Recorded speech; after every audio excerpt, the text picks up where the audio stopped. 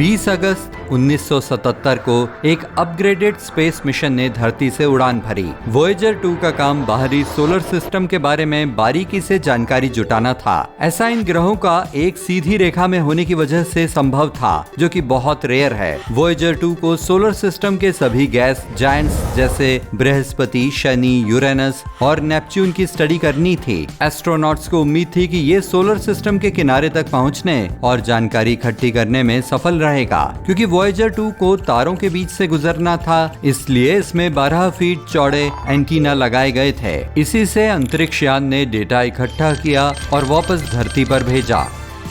इसी दौरान इसने बृहस्पति के 14वें चंद्रमा की खोज की। वॉयेजर 2 एकमात्र ऐसा अंतरिक्ष यान था जिसने चारों बड़े ग्रहों की सबसे बारीकी से जांच की। यूरेनस के पास से गुजरने वाला ये पहला यान था जिसे मानव ने भेजा और इसी ने 2 नए घेरों और 10 नए चंद्रमाओं की खोज की थी। वॉयेजर 2 नेपच्यून के पास से भी गुजरा और इसके ग्रेट डार्क स्पॉट का भी पता लगाया। ये ग्रह के दक्षिण के गोलार्ध में घूमने वाला भयंकर तूफान है। इसका आकार धरती के जितना ही है और इसकी स्पीड 1500 मील प्रति घंटा है। इतनी तेज हवाएं अब तक सोलर सिस्टम के किसी और ग्रह पर नहीं देखी गई हैं। अंतरिक्ष की खोज के इतिहास में केवल 5 अंतरिक्ष यान ही सोलर सिस्टम के गुरुत्वाकर्षण खिंचाव से बचकर निकलने में कामयाब रहे हैं। ये थे पायनियर 10 और 11, वॉयेजर 1 और 2 और न्यू होराइजन्स। लोग हजारों ऑब्जेक्ट्स को अंतरिक्ष में लॉन्च करते हैं। ये ऑब्जेक्ट्स धरती के गुरुत्वाकर्षण को आसानी से पार कर लेती हैं, पर क्योंकि सूर्य हमारे ग्रह से लगभग 3 लाख गुना बड़ा है, इसलिए इसके गुरुत्वाकर्षण खिंचाव से बचना बहुत मुश्किल है। वॉयेजर 2 अब तक का दूसरा ऐसा मानव का बनाया हुआ ऑब्जेक्ट है जो हेलियोस्फीयर के बीच से होता हुआ अंतरिक्ष में सितारों के बीच पहुंचा। हेलियोस्फीयर यानी सूर्य के मैग्नेटिक फील्ड और कणों का एक बुलबुला जो सोलर सिस्टम की रक्षा करता है।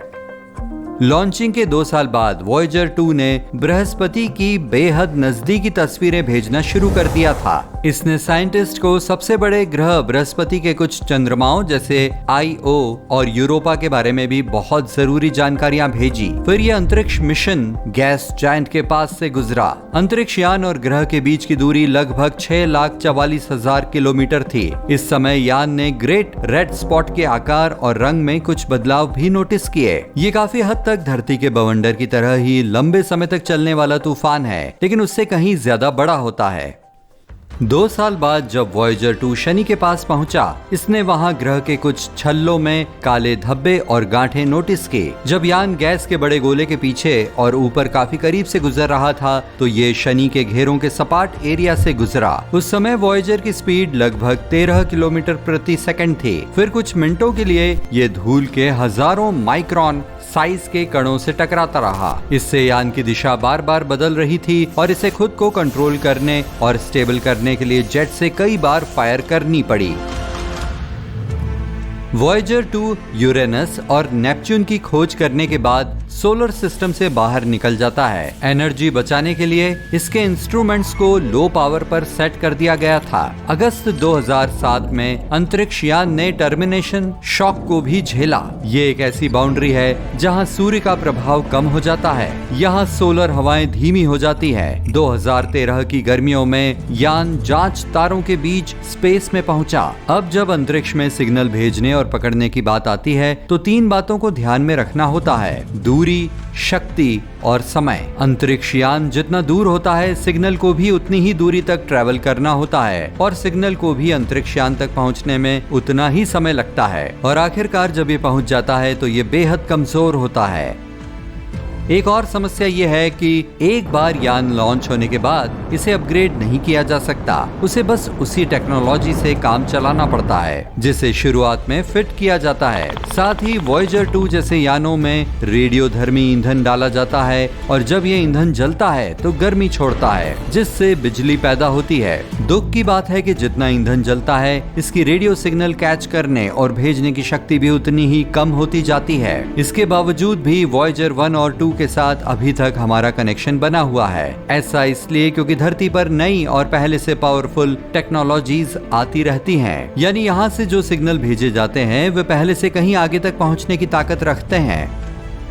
इसी वजह से 2008 में स्पेस में छोड़ा गया वॉयेजर 2, जो अब तक धरती से लगभग 19 खरब किलोमीटर की दूरी तय कर चुका है, आज भी हमारे साथ संपर्क में है। लेकिन मार्च 2020 में यान के उस हिस्से को बंद कर दिया गया था जिससे साइंटिस्ट इसके साथ सिग्नल का लेन देन किया करते थे। यान के साथ सिग्नल कांटेक्ट बंद होने के बाद नासा ने अपने डीप स्पेस नेटवर्क को अपग्रेड करने और नए हार्डवेयर इंस्टॉल करने में लगभग 11 महीने लगाए। DSN बड़े बड़े रेडियो एंटीना का एक इंटरनेशनल ग्रुप है। इनसे एस्ट्रोनॉट्स को धरती से इंटरप्लैनेटरी मिशंस के साथ संपर्क बनाने में मदद मिलती है। ये एंटेना कैलिफोर्निया, मैड्रिड और कैनबरा में है। वॉयेजर 2 के साथ कांटेक्ट में रहने वाला कैनबरा में 230 फीट चौड़ा डिश एंटीना है। ये एक अकेला ऐसा इक्विपमेंट है जो यान तक पहुंचने वाली कमांड भेज सकता है। इस एंटीने DSS-43 के नाम से जाना जाता है और इसने 1972 में काम करना शुरू कर दिया था, यानी वॉयेजर 2 और वॉयेजर 1 लॉन्च होने से 5 साल पहले। उस समय ये सिर्फ 210 फीट का ही था। तब से इसे कई बार रिपेयर और अपग्रेड भी किया जाता रहा है, लेकिन 11 महीनों तक इस एंटीना को बंद रखना बहुत ज्यादा समय था। अक्टूबर 2020 में रिपेयरिंग और अपग्रेड किए जाने के बाद ये दोबारा ट्रायल के लिए तैयार था। मिशन ऑपरेटर्स ने वॉयेजर 2 को कमांड का एक सेट भेजा और कई महीनों की चुप्पी के बाद अंतरिक्ष यान से सिग्नल वापस आया। यान ने इस बात पर मोहर लगाई कि सिग्नल उस तक पहुंच चुका है। इसके बाद यान ने कमांड्स को फॉलो किया। डिश एंटेना के ऑफलाइन होने के बाद भी मिशन ऑपरेटर वॉयेजर 2 से साइंस और हेल्थ डेटा ले सकते थे। एस्ट्रोनॉट्स को इंटरस्टेलर स्पेस यानी सूर्य के हेलियोस्फीयर से तो डेटा मिलता रहा, लेकिन वे उसे कोई कमांड नहीं भेज सके क्योंकि ये धरती से बहुत दूर निकल चुका था। इसके बाद अपडेटेड एंटीना को 2 और नए रेडियो ट्रांसमीटर मिले और इसकी टाइमिंग बहुत सही थी। इनमें से एक ट्रांसमीटर जिसका इस्तेमाल वॉयेजर 2 के साथ कॉन्टैक्ट करने के लिए किया गया था, लगभग 50 सालों में अपग्रेड नहीं किया गया था। एंटीना को नए कूलिंग और हीटिंग इक्विपमेंट और दूसरे इलेक्ट्रॉनिक्स भी मिले जो अपग्रेडेड ट्रांसमीटर्स के साथ सपोर्ट के लिए जरूरी थे। डीप स्पेस नेटवर्क से जुड़ी एक मजेदार बात यह है कि इसके रेडियो एंटीना अपनी जगह एकदम सही से सेट हैं और ये दुनिया भर में एक समान फैले हुए हैं, यानी हर समय कोई ना कोई अंतरिक्ष यान कम से कम किसी एक एंटीना के साथ जुड़ा रह सकता है। लेकिन वॉयेजर 2 इन सब से अलग है। 1989 में इसने नेपच्यून के चंद्रमा ट्राइटन की बेहद करीबी से जांच की। इससे पहले सोलर सिस्टम के इस 8वें ग्रह और उसके चंद्रमा की इतनी ज्यादा जानकारी कभी नहीं मिल सकी थी। वैसे माना जाता है कि ये बड़ा सा ऑब्जेक्ट ट्राइटन काइपर बेल्ट में बना था। डोनट के आकार का ये घेरा सूर्य के चारों ओर रहता है जो बर्फीले ऑब्जेक्ट से बना है। वॉयेजर 2 ने ही नेपच्यून के छल्लों और उसके छोटे छोटे अंदरूनी चंद्रमाओं की भी खोज की।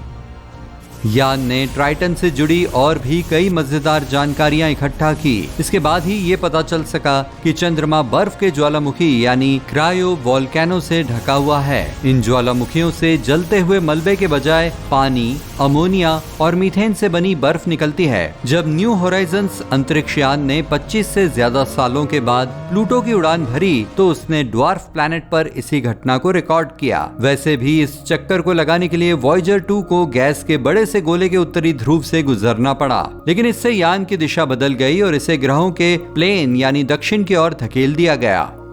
तभी से वॉयेजर 2 उसी दिशा में आगे बढ़ता जा रहा है और अब यह हमसे इतना दूर है कि उत्तरी गोलार्ध के रेडियो एंटीना की तो पहुंच से ही बाहर निकल चुका है। और अब DSS-43 जो दक्षिणी गोलार्ध में है, एक अकेला ही ऐसा पावरफुल डिश एंटीना बचा है जो इतनी फ्रीक्वेंसी ब्रॉडकास्ट कर सकता है कि वॉयेजर 2 तक कमांड्स भेजी जा सके। वॉयेजर 1 जो स्पीड से ट्रैवल करने में इसका एक ट्विन है, उसकी दिशा नहीं बदली थी, बल्कि शनि के पास से गुजरने के बाद इसने अपना रास्ता बदल लिया था। इसी वजह से ये अब उत्तरी गोलार्ध के 2 एंटीनों के साथ आसानी से कम्युनिकेट कर सकता है। Canberra deep space communication complex के अपडेट होने के बाद से ये अब दूसरे स्पेस मिशन को भी फायदा पहुंचा सकता है। उदाहरण के लिए मार्स परसिवेरेंस रोवर जो 18 फरवरी 2021 को लाल ग्रह पर उतारा गया था, ये डिश एंटीना दूसरे ग्रहों और चंद्रमा की खोज के लिए भी बहुत काम के साबित होंगे।